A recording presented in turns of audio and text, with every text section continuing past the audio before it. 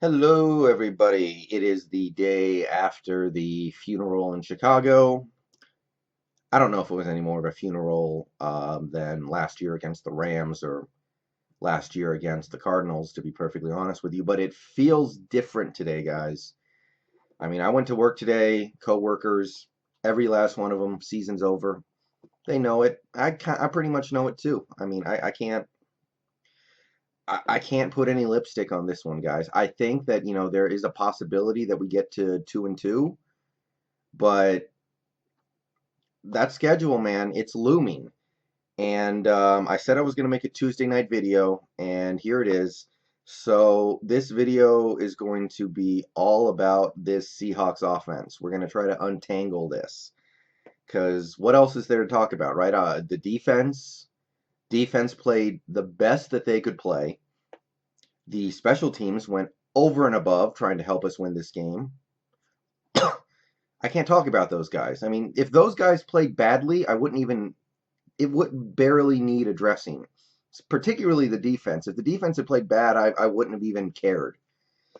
But somehow, some way, last night, I saw a team with a defense that played well enough to win and an offense that had 80 yards after 3 quarters.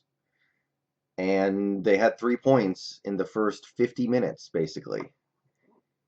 So we got to try to figure this out because this was the last thing I expected. I expected the opposite, if anything. So the Seahawks offense this season so far is like a rat king. And if you don't know what a rat king is, it is a rare phenomenon. This happens in real life, I promise you. Look it up. Google rat king. It has a page on Wikipedia. What it is a, multiple rats get their tails tangled together, right?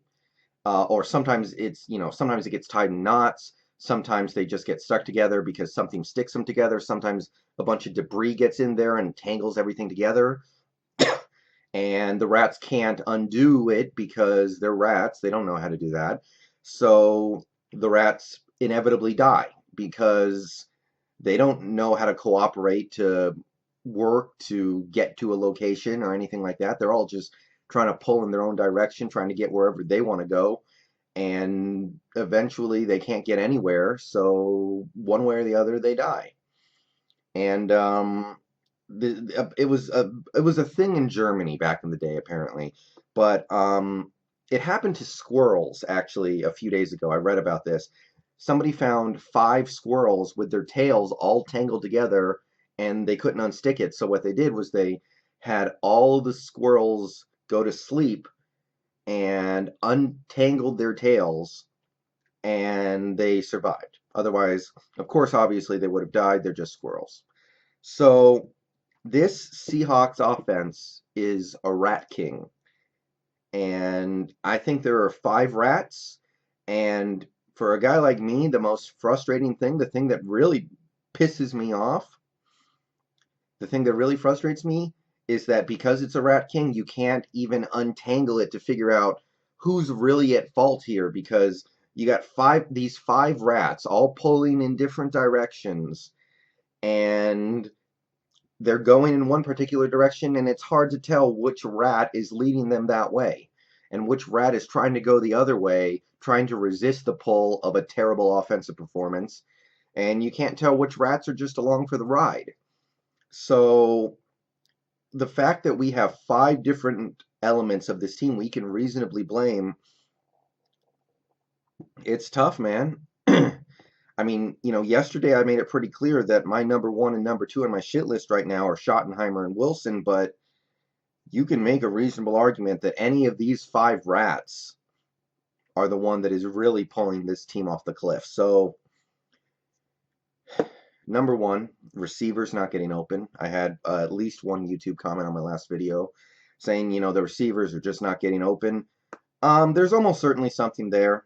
I'm not going to spend too much time on this one because obviously this is a Doug Baldwin thing. When Doug Baldwin gets back, if he gets back, if he's able to play at a high level, then that obviously adjusts everything. I mean, Brandon Marshall has never at any point in his career really gotten open that well. Will Dissly is too slow to really get open, although he is making plays out there anyway. Um, so you've got those receivers. We don't have very good receivers right now. I think everybody knows that. And if you watch the All 22 tape, you will probably see them not getting open. I'm not going to put too much of this on them. I don't think they're the lead rat here. I really don't. I think they're just kind of along for the ride because, you know, quarterbacks can throw receivers open. Offensive coordinators can scheme receivers open. Offensive lines can hold up better and make receivers get open. You know, the receivers can blame all these other rats too. So, you know, I'm gonna blow through that one pretty quickly because it is what it is, and our receivers are not the worst in the league. I don't believe that. Rat number two, the offensive line. I'm gonna be quick with this one too. I'm gonna double down on this, guys. Our offensive line is not that bad. It might be bad. It is not that bad. It's below average. Maybe it's well below average, but I mean, I was watching the Carolina Panthers. I think their offensive line is significantly worse than ours, man. At least we have guys like Dwayne Brown and Justin Britt who are good, and you know, Posick. I mean, I don't have any huge complaints about Posick right now. I see plenty of teams out there with offensive lines that look honestly a little worse than ours. So Affetti, Affetti's a problem. I don't doubt that at all. I am ready to move on from the Jermaine Affetti era as soon as possible. But you cannot tell me that offensive line is playing so bad that it makes sense that the entire offense is terrible. So, yeah, offensive line, it's not where we want it to be, but it is a significant improvement over last year and the year before, guys. It just is. Our offensive line might be top 24 in the league. It might be somewhere in the 25th percentile, I guess you would say. We got one big weakness, one small weakness on that offensive line. The right side is weak. I think there are quite a few teams out there that wish they had an offensive line as good as ours. At least 7 or 8. So those two rats, I don't think they're the lead rat here. I really don't. Some of you are going to say the offensive line is the lead rat. I'm not. Pete Carroll, rat number 3. Pete Carroll said two things last night. I didn't hear this before I made my video. That made me furious. Or at the very, I mean, maybe I was too confused to be furious. I don't know. He said two things. Number one, the reason why Chris Carson didn't touch the ball in the second half was because he was tired because he played too many snaps on special teams because we had injuries to our normal special teams players. One. Number two, he said that the reason why the Seahawks passed the ball 3 times, punted, and passed the ball 3 times and punted to start our first 2 drives of the third quarter was because he told Schottenheimer to do that because he wanted to take some shots. Pun very much not intended, especially right now. I don't have a huge problem with Pete Carroll last night. I really don't. I mean, he got that defense playing at a much higher level than they should be, but how are you going to put your lead running back, one of your best offensive players, one of your most important offensive players, on special teams? I heard that, and I almost went through the roof. That was the dumbest thing I've ever heard in my life. A starting running back doesn't get to touch the ball in the second half of a close game because you put him on special teams? Is this amateur hour? I mean, I heard that and I was like, okay, this guy's going senile. And I said that once or twice last year after a couple games. I'm saying it again. This dude's missing something, man. And then the other thing, the part about him, Pete Carroll doesn't know anything about offense. Every time Pete Carroll sticks his nose into the offense, nothing good happens. He's not an offensive-minded coach. He is the defensive guru, secondary guru, defensive back guru. We know this. We have done this before. So Pete Carroll, keep your nose out of the offense.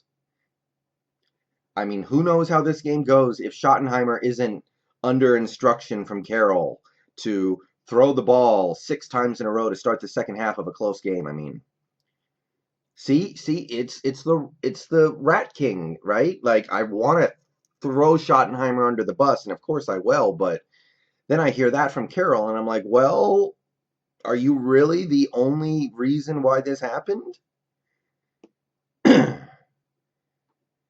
Russell Wilson. Obviously, I was harsh on him in my video last night. And I want everybody to understand one thing. I'm going to say this. I don't want another quarterback. I want the quarterback that we have to start playing better. And I'm going to continue to say that until I believe that he is completely unsalvageable. And we're not that close to that yet. We're closer than I ever thought we would be at this point, but we are not that close to that. I don't want a new quarterback. I want this quarterback to play better.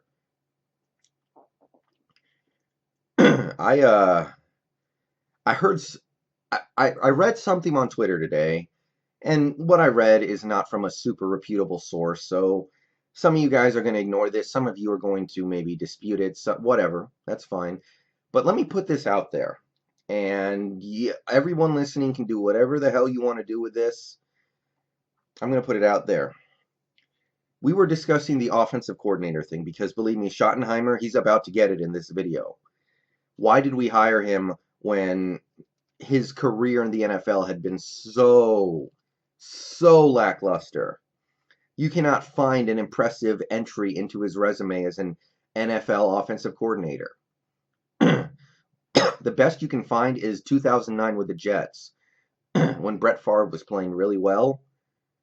Or, excuse me, 2008 when Brett Favre was playing really well before he got hurt. That's the best you can do. And a couple people on Twitter, including one or two people who I respect and have put a lot of weight into what they think, said we tried to get some of the more exciting offensive coordinators, like DeFilippo, the Eagles guy, like Trestman, the greatest CFL coach of all time, like Kubiak, even a bunch of these other guys who are honest, young, talented, up and coming offensive minds in this league that teams are excited to get, and they didn't want to come here. I even heard that in years past, Kyle Shanahan didn't want to come here, and it was because these people theorize, I don't know how much truth to put into it, is because they don't believe in Russell Wilson because he's a quarterback who doesn't get the ball out on time, and he's a veteran. So they're like, it's not worth it for me to go spend a couple years of my career coaching this guy. He's not going to play quarterback in the way that I want my quarterback to play. I want quarterbacks who get the ball out on time and have pocket presence. And if they don't do that, at the very least, they need to be superhuman athletes so they can do other freaky stuff to make up for it. Wilson doesn't seem to do that anymore, guys. He looks slower than he's been in a while. He looks less athletic in general. Maybe the beating he's taken over the past few years is just beaten that athleticism out of him. I don't know. But if the young and sharp upcoming offensive minds in the NFL are looking at Russell Wilson and they're like, nah, I don't want to coach that, that has to put everything in a whole new light, guys. Because, I'm just a guy who watches football. Everyone who watches this video, you guys just watch football. But those guys are paid millions of dollars to coach football. If they're taking a look at Wilson and saying a phooey on this guy, it might not be salvageable. Brian Schottenheimer. This is the guy who I think is the lead rat here. I think Schottenheimer is the biggest problem right now. And if there is one guy who I believe is unsalvageable, it's this guy. Only because his whole career is uninspiring as hell. He has never really been a really good offensive coordinator. He's done a couple of okay things. And obviously I went through the damage last night, but there was a sequence that happened in the fourth quarter of this game. You can find, I'm going to link the tweet below, actually.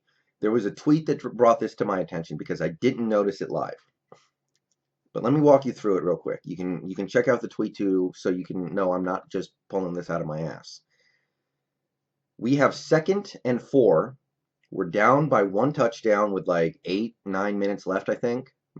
Something like that. And we're driving. Schottenheimer calls a play into Wilson. Wilson gets up to the line. He checks out of the play. He checks to a handoff to Rashad Penny.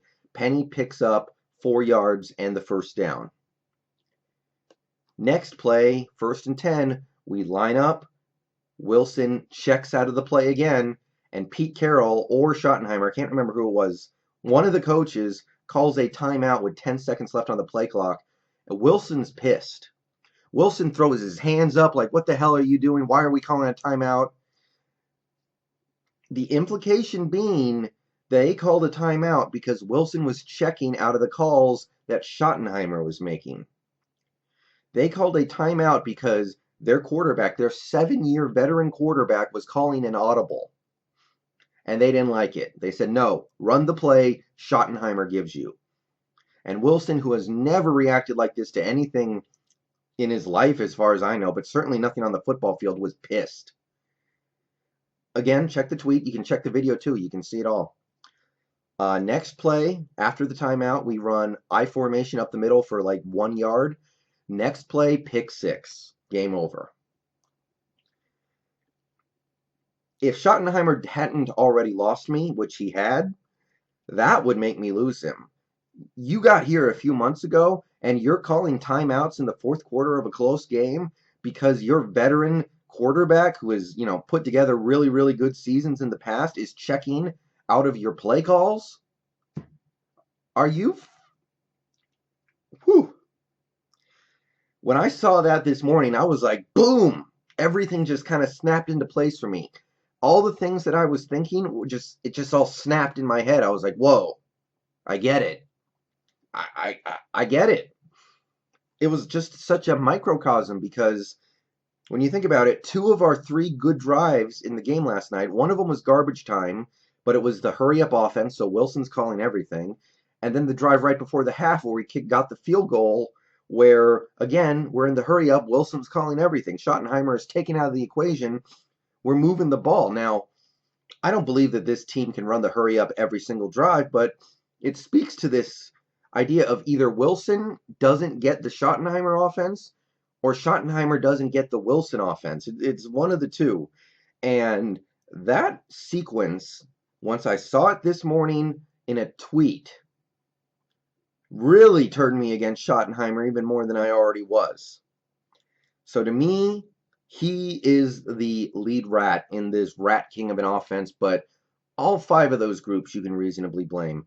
And by the way, I know I just said Schottenheimer is the lead rat, but all 5 rats are leading them off the cliff, if you want to be straight honest. And each one of those rats can blame the other 4. Wilson can blame his receivers, his offensive line, his coaches. Schottenheimer can blame Carroll, as it turns out. He can blame Wilson, receivers, offensive line. Everybody can blame everybody else. And because of that, you get what you get last night, which is 80 yards through 3 quarters and then some garbage time stuff. So that's your offense, guys.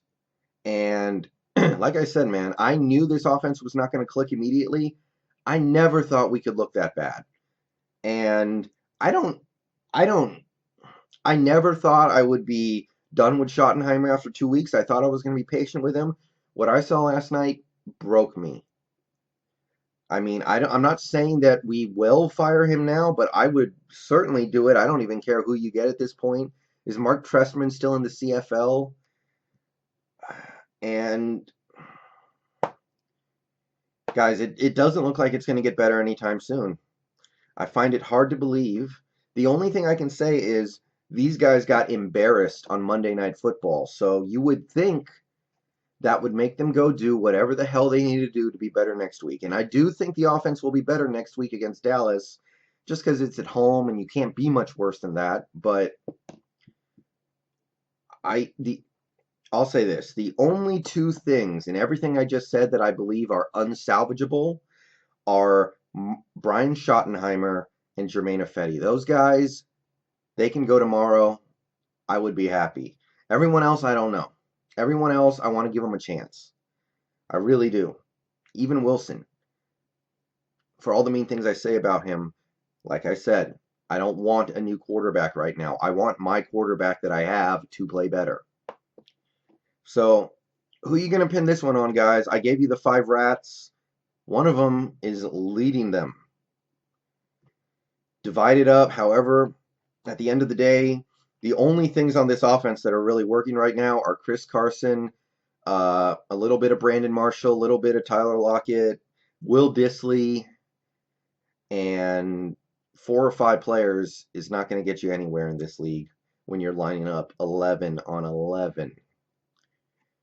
Okay, that's what I got. See y'all later. I wish I had something more positive to say, but there's nothing to say right now except go Hawks.